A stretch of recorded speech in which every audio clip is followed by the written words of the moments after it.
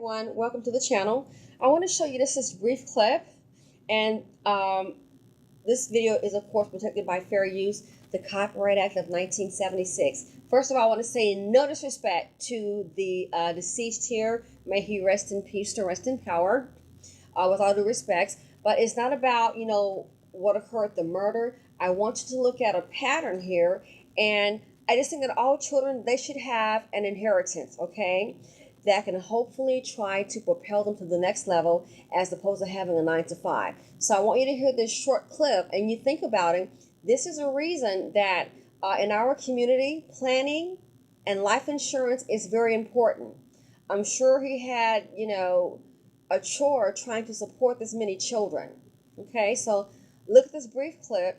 I'm assuming the man did the best he could. Again, rest in peace. This is, again, no disrespect, but I want to just show you a lifestyle choice. And so we really have to start planning. And I hope he had life insurance. The amount of children that he did have, you'd probably have to have $1 million to at least, give them a decent amount. So check this out. And the idea here is that I want you to just think, we've got to start promoting generational wealth, because these things happen. This man died, he was 52 years old.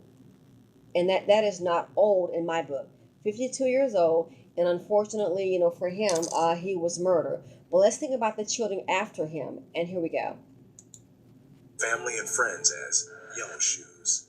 He was part of a large, tight-knit family and was himself the father of 22 children. To support his family, Yellow Shoes resorted to dealing crack. Okay, so this here is obviously what his business was. So what kind of leadership, what kind of black male leadership do you think Yellow Shoes may have had? Do you think Yellow Shoes was given a fair chance? Do you think maybe he had a father that was there for him? Do you think maybe Yellow Shoes had an inheritance? And quite often, this is what happens in our community, and you get yourself into a bind, hanging out in the streets, and before you know it, you got a case, you got a felony, and there aren't any options for you. Let's be real, the options for most of our people are limited day one. So now we have a deceased father of 22 children. 22 children. I hope that there was life insurance, so someone could maybe start a business. So I think these are conversations that we have to have, because sometimes things happen in a cycle. So this here, ladies, we have to be very careful in the number of kids that we do have, who we have them with. Again, I'm just speaking in general, not toward this man specifically. But the number of children, 22 children, that's 22 adult people with a lot of grief.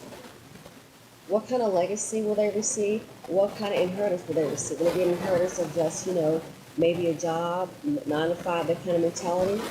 What will they receive? So aside from dealing with the pain, now you got to always, go back to it. You got 3 days off. 3 days off from work. What is the inheritance? 22 children.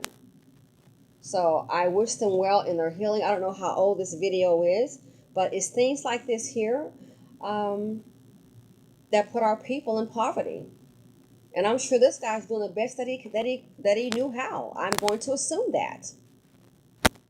But it's things like this we have to really start considering, in the planning of our lives. So again, no disrespect. Thanks for watching. Just feel free to comment, like, subscribe, and share, and maybe have a different point of view. But you stop and think. I'm going to assume that he did the best that he knew how. What was the legacy before him, and what legacy did he pass on? And that can pertain to everybody, anybody, even myself. So thanks for watching. I'm out, and have a good one.